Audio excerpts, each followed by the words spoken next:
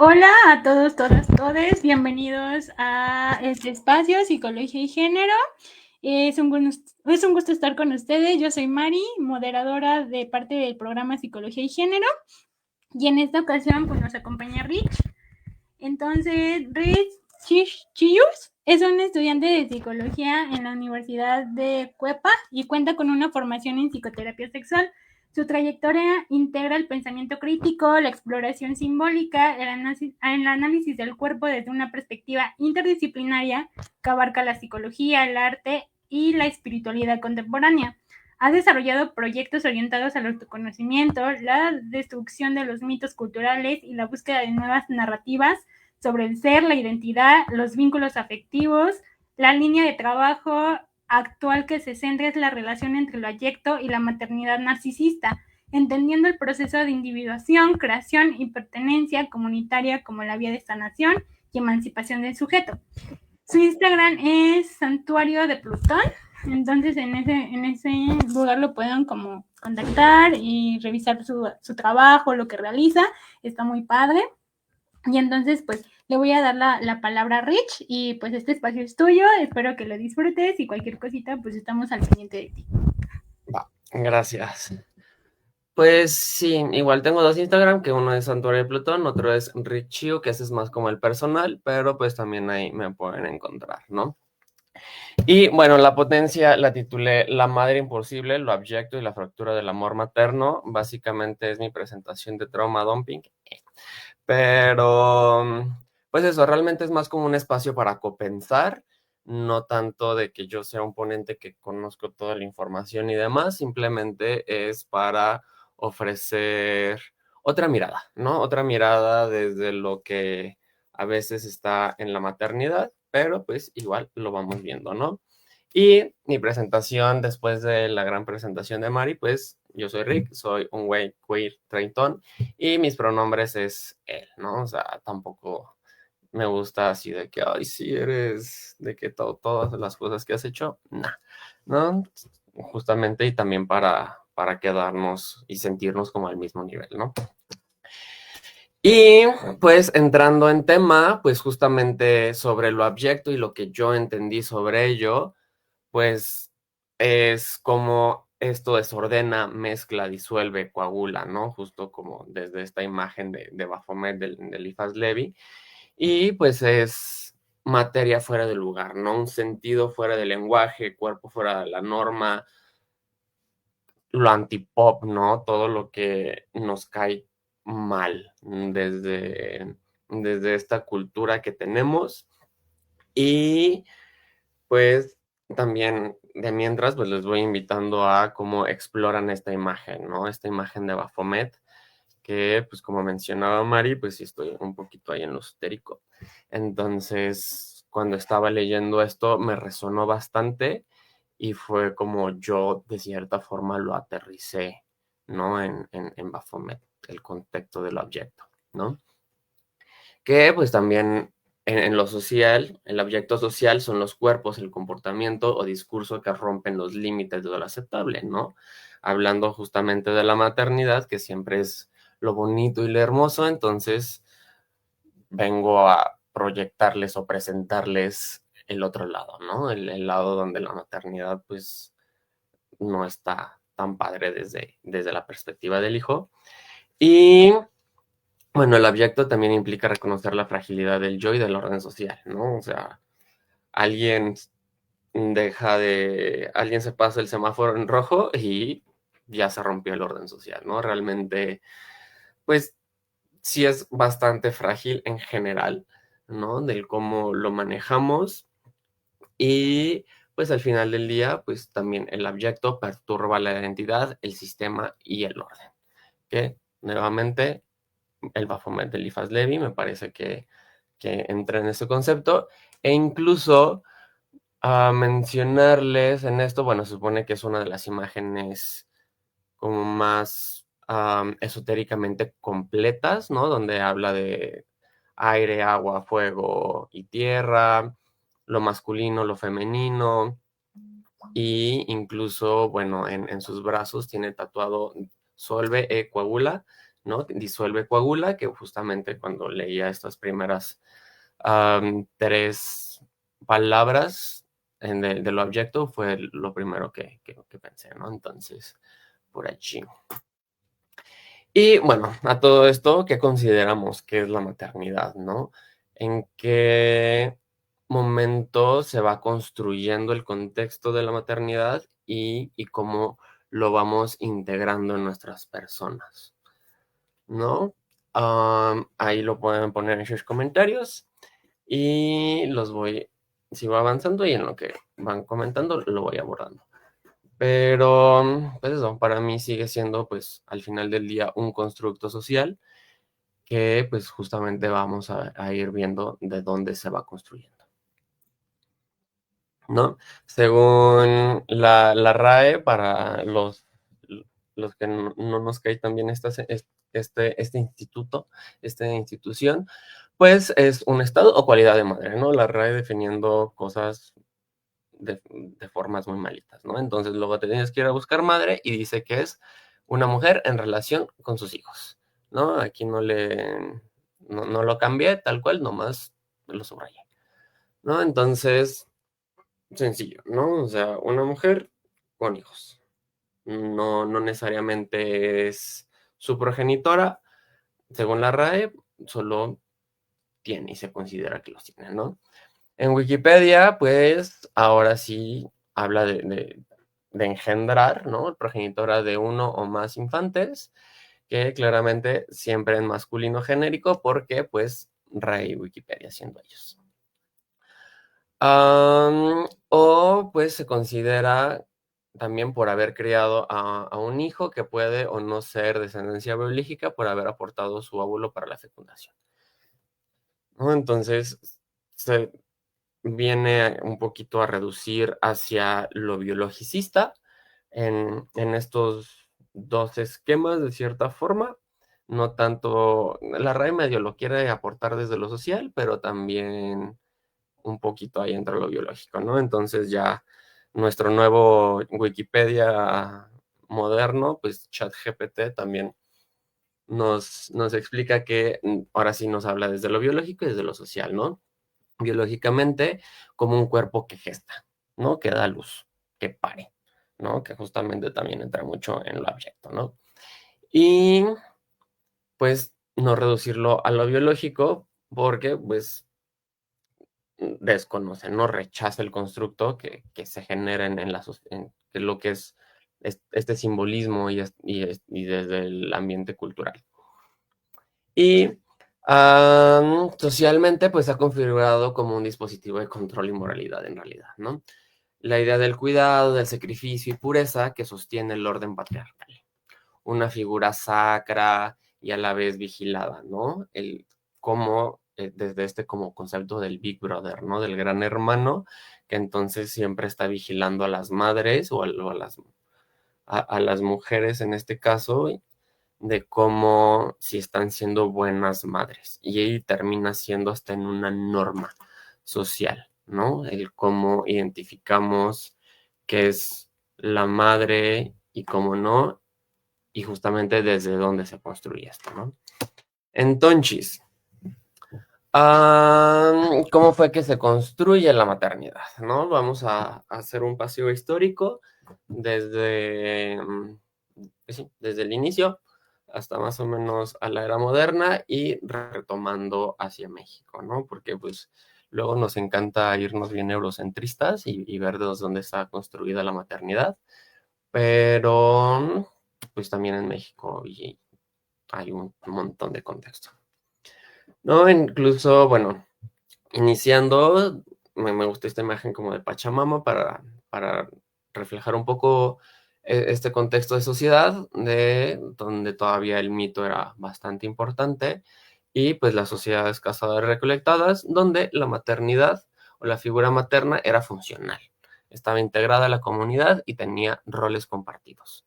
Otras mujeres y la tribu ayudaban a la crianza, ¿no? Todavía el hombre y demás, todavía no quiero agregar como lo de México, pero pues la tribu, ¿no? La comunidad, el contexto, la sociedad estaba con los roles también de cuidado, ¿no? Como pues justamente hablamos pues del cuidado y ya luego le atribuimos un género, ¿no? Del cómo pues son las enfermeras, las psicólogas, bueno, es como más médicos, pero pues quedan mucho en estos roles de cuidado, ¿no? Quedan hacia las mujeres. Y en estas profesiones terminan socialmente atribuyéndose hacia lo femenino una, desde las niñeces, ¿no? Luego llega la era religiosa y patriarcal, ¿no? Que pues las religiones abrámicas, el cristianismo, el catolicismo que vivimos muy fuertemente en México y en Latinoamérica, pues tienen desde estas concepciones monoteístas, pues se sacraliza, ¿no? Se vuelve la madre de Dios, ¿no? María y María Magdalena y todas estas figuras femeninas, pues se vuelven una figura de pureza, ¿no? Hasta la misma virginidad de María, ¿no? De que no se manosea con nadie esta señora, esta niña incluso, ¿no? Que ni siquiera era mayor de edad. Y pues santa pura abnegada y desde su figura de la virginidad, de virgen, pare, ¿no? Engendra a Jesucristo y pues entonces pues tenemos pues estos am, María Madre Nuestra y Madre de todos verdaderamente. Am, y pues eso, ¿no? Como se vuelve, pues eso, ¿no? La imagen de la pureza a través de todas estas concepciones religiosas. Y creo que incluso esta obra creo que es incluso la Purísima, me parece, ¿no? Entonces, pues eso. Y en la modernidad, ¿no? Ya siglo XIX, siglo XX, me encanta esta imagen, ¿no? Porque pues no creo que lo hayan hecho intencionalmente, pero pues tenemos en un juego de mesa que es Battleship, Batalla Naval en español me parece, y en el fondo pues las dos figuras femeninas lavando los trastes, ¿no? Mientras los varones o las figuras masculinas pues están jugando. Entonces, no creo que lo hayan hecho como tan intencional, porque así consideraban ellos las figuras de género en ese momento, ¿no? Y bueno, la industrialización, la urbanización y la maternidad se privatiza, se idealiza, ¿no? Donde la mujer perfecta debía cuidar el hogar, los hijos, mientras el padre trabaja, ¿no? Y entonces esto empieza a construir también los modelos de desigualdad social y económica que existen hoy en día, ¿no? Entonces, que ya vamos acarreando, pongan ustedes que 100, 200 años, ¿no? Surgen los primeros manuales de crianza incluso, ¿no? La psicología infantil y pedagogía doméstica, ¿no? El cómo se debería de comportar una madre. Entonces, pues esto va cada vez como abonando al concepto, ¿no? Escuchaba hace poco el cómo, pues ya llegamos aquí, 2025, y todo lo que está en el pasado, ni siquiera sabemos de dónde viene, por qué viene y de qué, y entonces simplemente estamos construyendo sobre construido, sin entender si los cimientos que se construyeron antes estaban sólidos o no, y pues solamente ya estamos construyendo sobre lo que ya está y no estamos destruyendo para el beneficio, ¿no? En general. Y bueno, en la era contemporánea hay una influencia de la psicología moderna, del feminismo y de la cultura pop, totalmente, ¿no? Donde pues ya tenemos esta maternidad que se reconoce como una experiencia diversa, límites, conflictos, ambivalencias, ya le vamos agregando estos tonos de puede ser madre, pero también puede ser hija, amiga y demás, ¿no? Realmente a veces se considera como que la mujer tiene que solo puede ser madre y una vez que es madre, ya solo es madre, ¿no? Entonces, por ahí ya se van como deconstruyendo y justamente lo que narraba en la diapositiva anterior, ya vamos destruyendo un poco para construir más en terreno limpio, ¿no? De cierta forma.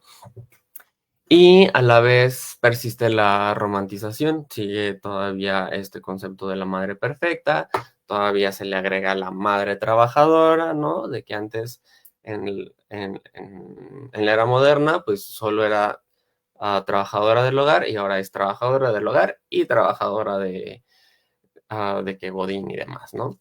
Entonces se va, se le van atribuyendo demasiadas cosas, ¿no? Que a veces puede ser muy imposible sostener. Y la madre emocionalmente siempre disponible, ¿no? Entonces, sí me parece una construcción muy difícil de sostener desde mi visión masculina y pues también la idea es ir destruyendo y reconstruyendo cosas, ¿no? Y justamente, ¿no? ¿Dónde queda el México prehispánico? Antes de ser de la colonización, porque nos encanta ver hacia Europa. Entonces, realmente lo que pasaba en México es que la crianza era colectiva, para empezar, ¿no? Las hermanas, tías, abuelas y mujeres de la comunidad participaban en la educación y cuidado de las niñeces.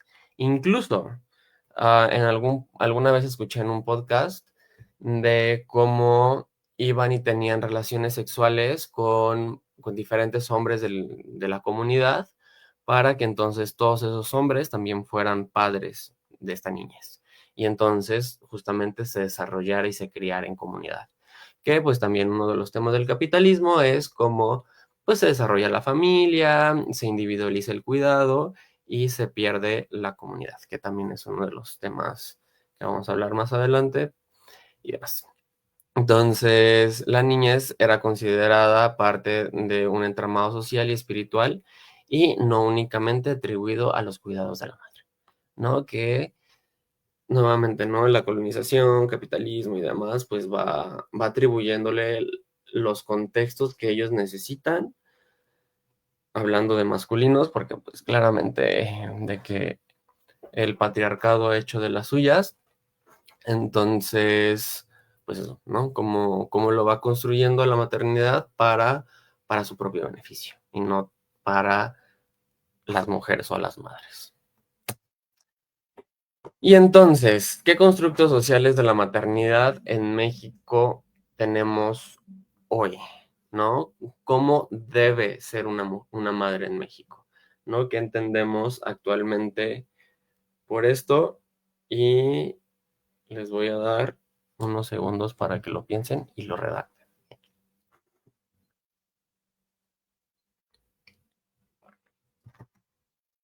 ¿Qué hemos escuchado, no sé, toda nuestra vida o nuestros primeros años de vida de cómo debía ser nuestra mamá incluso, ¿no? El hecho de, a mí me resuena el tema de, ay, es que las mamás siempre cocinan bien rico y cuando te vayas de casa vas a extrañar la comida de mamá, ¿no?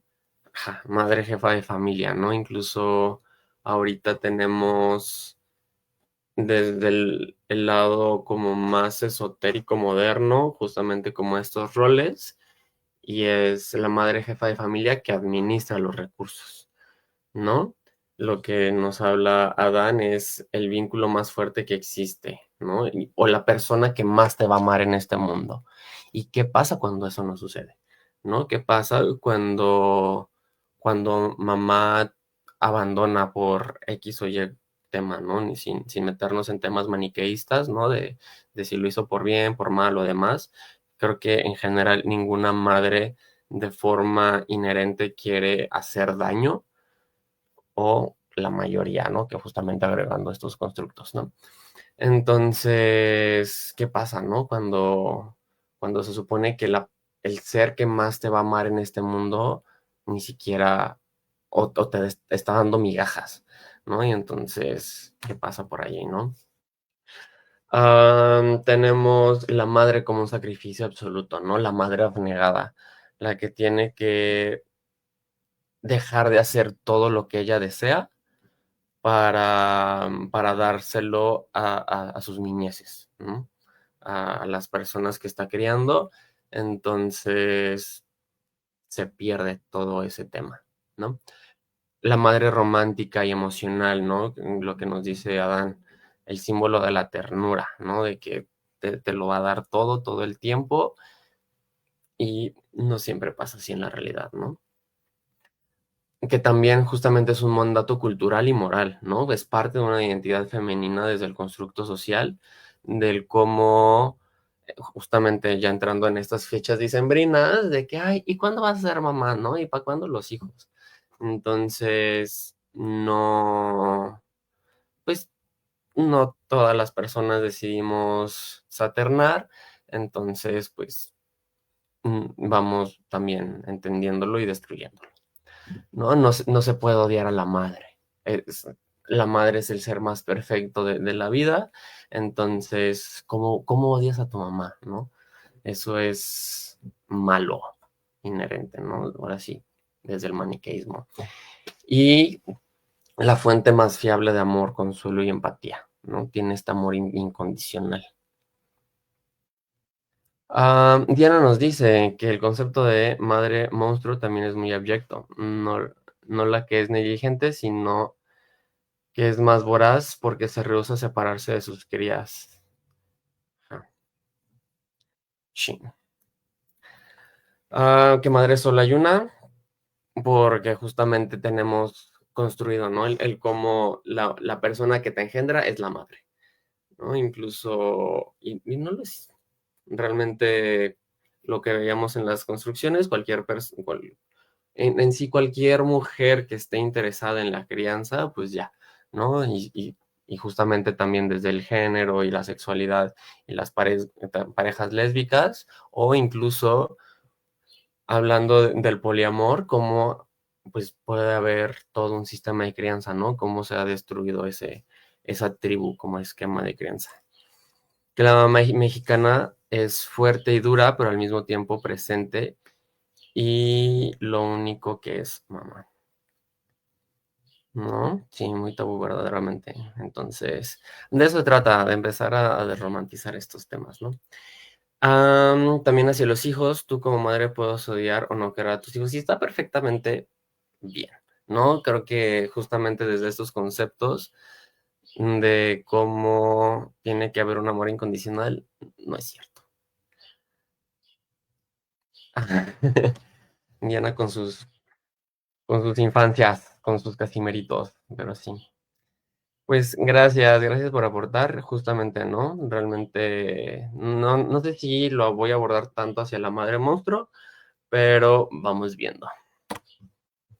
Y, y bueno, también si hablamos de maternidad, ¿dónde está la paternidad? Pues la paternidad no la tenemos nada romantizadas, amigos, ¿no? O sea, papá se fue por los cigarros y ahí se quedó.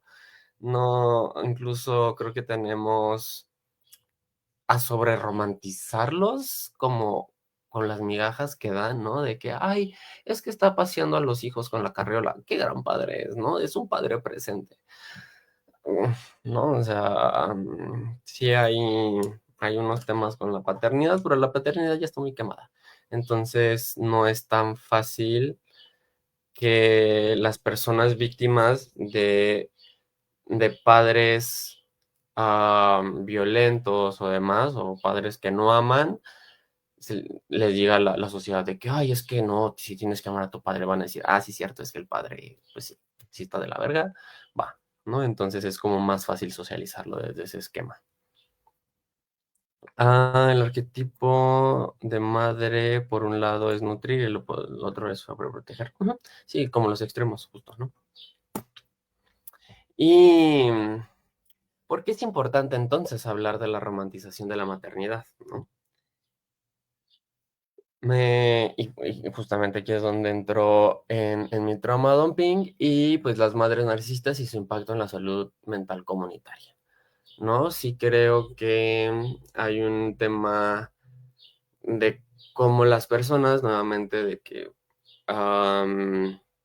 o les hijes de madres narcisistas, es complicado socializarlo, ¿no? Porque entonces entran todos estos arquetipos o estos constructos que ya hablamos y de cierta forma se nos invalida, ¿no? Y se vuelve complejo convivir con eso en sociedad. Pero, pues, justo, ¿no? En nuestra cultura se sigue idealizando la maternidad, hoy por hoy, de que 10 de, ¿qué? 30 de octubre del 2025, seguimos idealizando la maternidad, lo cual hace que les hijes de madres narcisistas les resulta especialmente duro enfrentarse a su pasado, incluso socializarlo, y el mismo hecho también de cómo hacia las madres se les genera esta carga, ¿no? Social tan pesada de todo lo que entendemos como maternidad y que tienen que sostener, ¿no? O que la sociedad espera que ellas sostengan y entonces la carga es pesada. ¿No? Y bueno, justamente la romantización ¡Ah! Ya me pusieron nerviosos, amigos. La romantización invisibiliza el sufrimiento, basta, ¿no? De que una de las grandes imágenes y que luego se empieza a compartir en Día de las Madres y demás, ¿no? De que el abrazo de mi madre es el refugio más seguro en medio de la tormenta. ¿Y qué pasa cuando no? ¿No? O sea, ¿qué pasa cuando las madres ni siquiera abrazan? ¿No? O sea, si tenemos construido que el abrazo es el mejor refugio y no lo tengo, ¿en dónde me puedo refugiar entonces? ¿No? Si es como que... Entonces, desde la construcción de nuestras identidades y de lo que consideramos que puede suceder, no pasa. Y entonces nos empieza a tocar a construir, destruir para empezar estas ideas, ¿no? De que, bueno, si no tengo este refugio seguro, entender que no lo voy a tener para empezar, que duele y claramente y es muy complejo, y empezar a construirlo, ¿no? Incluso la potencia, ¿no? ¿Qué pasa cuando un hijo no vive esas realidades, ¿no? Desde lo que mencionaba antes, ¿no? Con Adán, el hecho de cómo am, el amor de la madre es lo mejor el mejor amor que puedes tener. Y cuando ese amor es monstruoso, ¿no? Y violento, pues entonces esto es lo mejor que puedo conseguir en la vida, ¿no? Entonces, ¿cómo podemos destruir este concepto, ¿no? Y cómo rehabilitarlo y buscarlo en espacios más sanos, ¿no? Que justamente en este constructo, pues también es muy humano y muy natural ansiar tener una madre que ama todo lo nuestro de forma total y absoluta, ¿no? No estamos mal y es bastante normal, ¿no? Justamente el desear tener un sustento, ¿no? Justamente desear tener esta madre romantizada de forma social, pero si no existe, entonces toca construirlo y desarrollarlo en otros espacios, ¿no?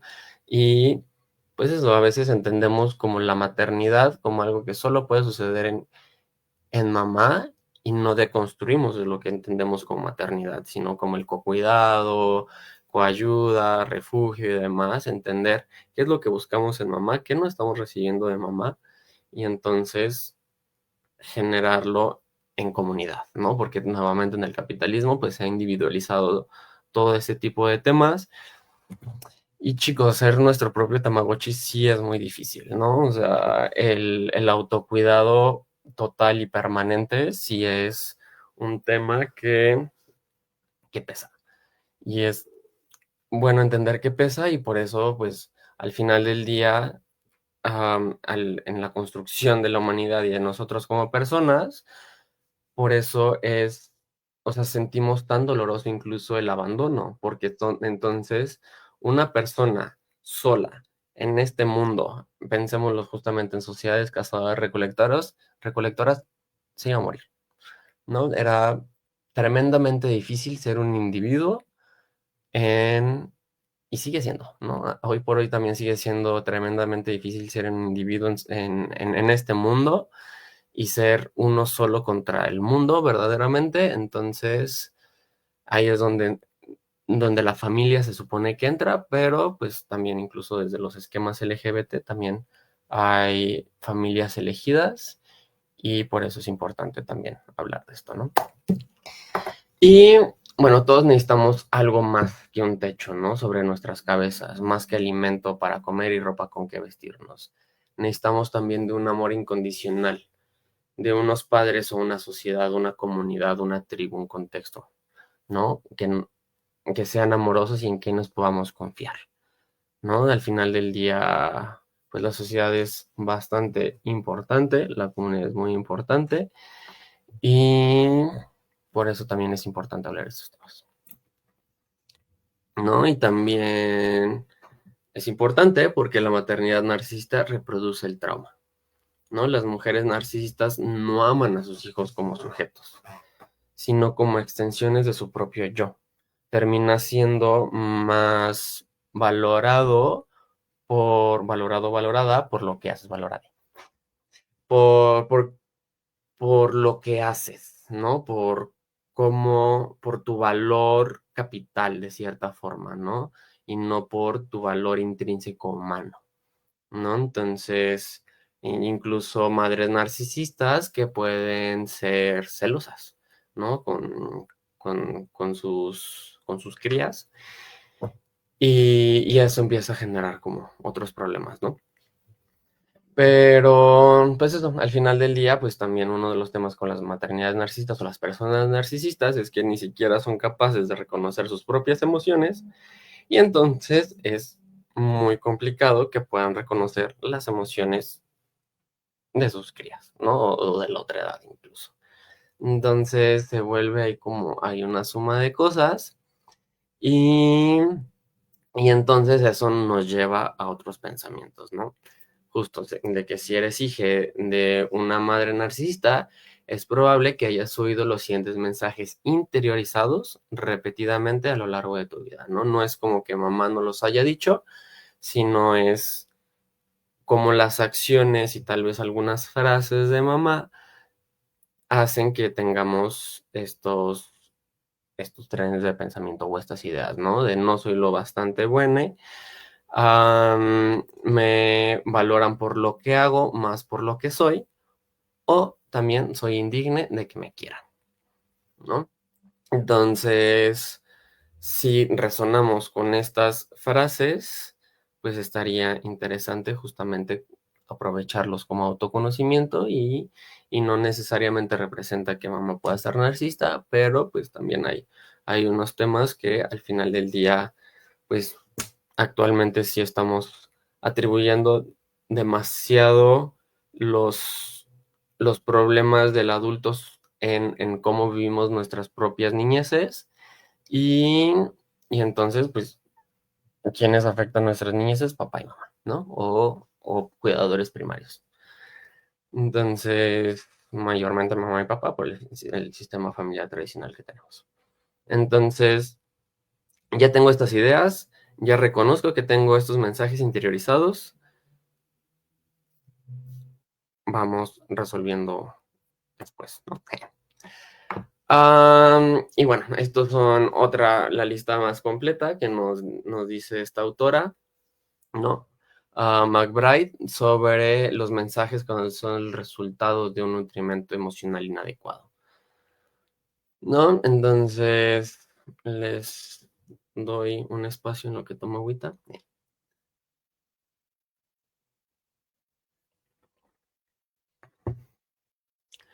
Pero, pues eso, ¿no? Uno de los dejo en negritas, justamente como este vacío interior, anhelo de estar con personas sinceras, auténticas, que justamente es uno am, de mis temas, ¿no? Como más entrando ya desde lo personal, ¿no? Y el cómo, bueno, si mamá no es una persona sincera y auténtica y no puedo hacerlo con mamá, pues entonces busco estar con personas con quienes sí puedo ser sincero y auténtico, ¿no?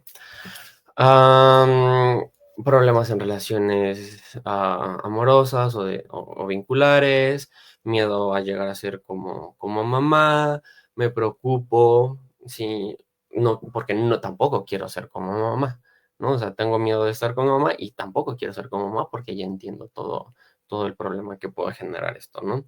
Me cuesta mucho confiar en los demás porque en la persona que supone que puedo confiar más, pues no, ¿no? Entonces, ahora lo extrapolo hacia el resto de la sociedad y de la comunidad y pues si ni con mamá puedo, menos con los demás.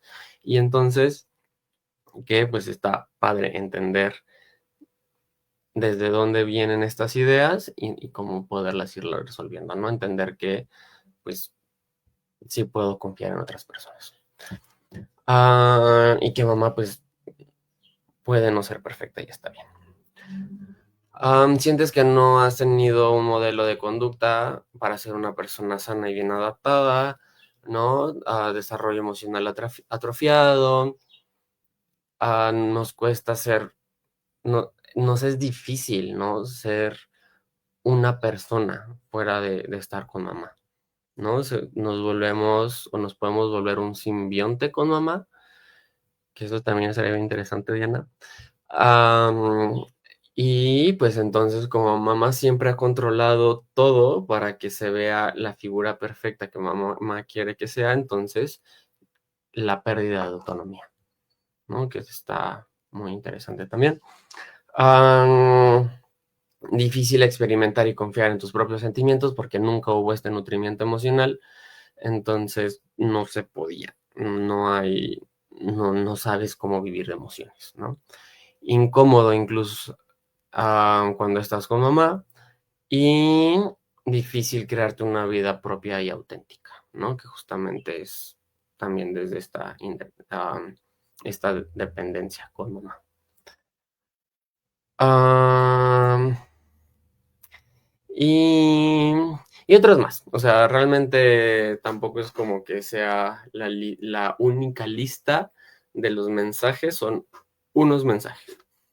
De aquí pueden, de cierta forma, los podemos reestructurar para configurar otras ideas que tengan similitud a esto. Entonces, justo desde, pues, de la psicología sí me tocó tener un terapeuta que pues como que sí me quería todo el tiempo decir de que, ay, pues sí, tu mamá es buena, regresa con mamá, ¿no? Entonces, como que, no sé, uno de los temas era de, bueno, entonces tengo que desarrollar síndrome de Estocolmo seguramente para poder estar con mamá y, y no, ¿no? O sea, justamente es, desde la psicología me es importante que entendamos y nuestros propios sesgos, ¿no? De vidas familiares y el cómo, pues, no meterlo a los usuarios, a las usuarias y demás, ¿no? Y pues desde el género y como construcción y autoconocimiento personal, pues entender las complicaciones. Y bueno, es importante hablar de esto porque la salud mental comunitaria depende de la verdad emocional. ¿No? Una comunidad que idealiza y calla el dolor materno reproduce vínculos enfermos, dependencia, manipulación y sacrificios como prueba de amor. Sigue haciendo lo mismo, ¿no? Si no entendemos todos estos constructos que ya narramos y entendemos ahora, si lo seguimos idealizando y sosteniendo, pues vamos a seguir generando los mismos problemas. Y por eso hablar de estos temas no es atacar necesariamente a las madres, sino sanar la narrativa colectiva que las oprime. También hay estas opresiones hacia las maternidades, claramente, y estas opresiones hacia las personas siendo criadas, ¿no? Así como liberar a sus hijos de la alienación social, eliminando los sesgos de una maternidad, ¿no? Justo, pues eso, ¿no? Me pasaba muchísimo que, que lo comentaba con algún grupo. Y era lo primero que me decían de que no, pues es que ya están grandes, entiéndelos. Y sí lo entiendo, ¿no? Sí se entiende los sesgos que ya tienen de sus vidas, pero también invisibilizamos y ignoramos la verdad emocional que estaba viviendo en ese momento, ¿no? En ese caso. Entonces, pues se vuelve complicado para las personas que tenemos madres monstruos, ¿no? Como narra Diana. Y bueno, también permite visibilizar el amor condicionado, ¿no? De que, ay, es que si te vistes, no sé qué, ya no te quiero. O si eres gay, ya a la calle. Si eres sexo diverso, ya no puedes vivir en este hogar, ¿no? De que ya no vas a ser mi hijo incluso. Entonces, justamente romper el silencio, el abuso emocional y sanar colectivamente los vínculos, ¿no? Sí,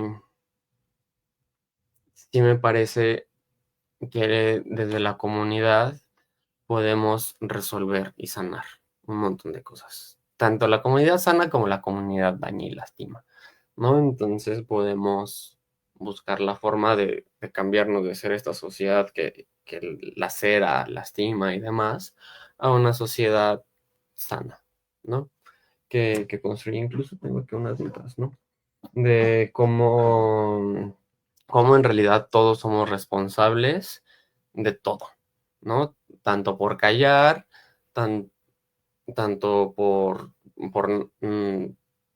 pues sí, o sea, el que sufre y luego lo calla, porque justamente tenemos estos temas de cómo no se pueden socializar y demás. Entonces, sí me parece muy importante que, que ahora lo podamos ver, que lo podamos narrar y que podamos fantasear, ¿no? Con un espacio hacia donde queremos ir como sociedad, como cultura, para tener un entorno más sano y más bonito. Y bueno, ¿cómo se acaba este legado? Es aceptar las limitaciones de mamá, ¿no? Llorarlo y no, justo, ¿no? Llorar la falta, ¿no? Al final del día, justamente la tristeza nos invita a, a construir, ¿no? Entender qué estamos perdiendo y hacia dónde queremos construir, ¿no? Entonces, claramente, igual se leen muy fácil, se redactan y se dicen de una manera muy sencilla, el proceso no es sencillo, pero pues sí está padre el final, ¿no? Sí, todo mejora al final. Una separación psicológica con mamá, ¿no? Y empezar a reformular estos mensajes negativos que pues absorbimos, ¿no? Al final del día, pues desde la niñez y estos temas como de inconsciente y hasta un poquito, me parece que freudianos, ¿no? O sea, realmente solo estamos teniendo flexiones para sobrevivir en el contexto y lo que hacemos al final como bebés también es agradar, ¿no? Para que no nos avienten y nos desamparen. Entonces generamos estas flexiones para agradar, entenderlo, que lo hicimos y que tal vez nos están dañando hoy por hoy, también es uno de los temas para empezarle a reconstruir unas nuevas narrativas y desarrollar y aceptar la propia identidad, generar esta autonomía, separación de los sentimientos con mamá y buscar tratar con mamá de una manera diferente y sana, incluso ya desde un vínculo de adultos, ¿no? Ya no necesariamente desde estas posiciones de poder madre-hijo, ¿no? Sino ya desde adultos independientes. Y hasta cierto punto, justamente luego, pues absorbemos podemos llegar a absorber esos rasgos narcisistas, reconocerlos y evitar, si son madres, padres, sadres, pues transmitirlos y reconocerlos para destruirlos, ¿no? Y ya es todo, mi Wiz. 44 minutochis. Estos son los libros a los que estuve viendo. No puse mi presentación de si tienen preguntas, pero si tienen preguntas, este es el momento y el espacio. Cristeva, no me acuerdo cómo se llama, la señora apellida Cristeva, pues es justamente el del tema del objeto. Y McBride, pues justamente habla de las madres narcisistas. Creo que ya hay muchos más títulos sobre madres narcisistas si les interesa más el tema. Entonces lo pueden ahí ir explorando. Hola, Mari.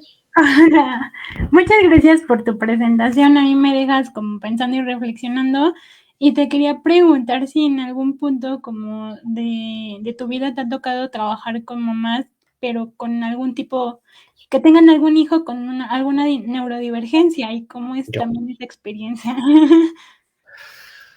Pues no sé, o sea, justamente yo soy ese hijo de madre narcisista con una neurodivergencia y entonces luego llegas al punto del huevo y la gallina, ¿no? Desde el autismo se supone que pues sí es muy, muy desde la engendración, que igual no tengo como el autismo certificado, porque no pienso pagar como 4,000, 6,000 pesos por mi certificado, pero justamente como estos temas de poco contacto y entendimiento emocional, que también son como uno de los rasgos del autismo, justamente es como de que, de dónde viene, ¿no? Si viene de la crianza o del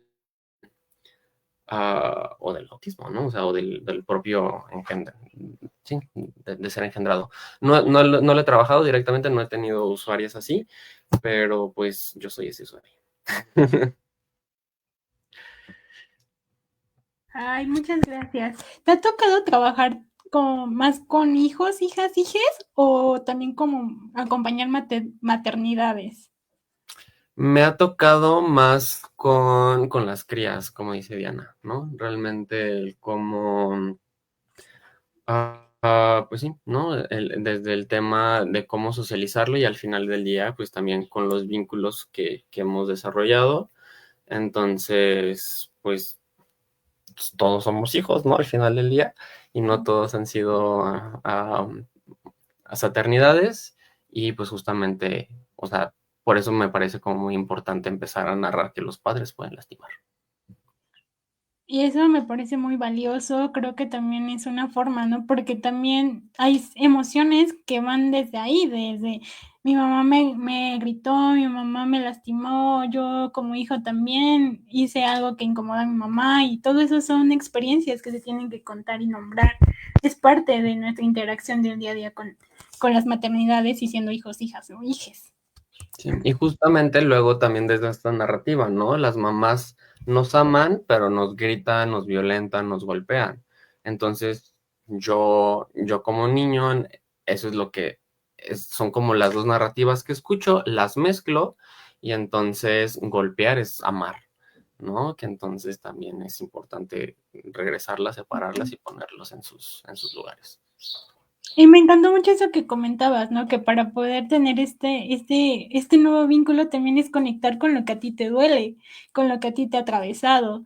Y eso se me hace súper valioso y súper hermoso porque así puedes comprender lo que está sucediendo. Ujú. Sí, y buscar una forma de encontrarlo en una comunidad afuera, ¿no? Justamente el valor y la importancia de la comunidad. Ay, muchas gracias, Mitch.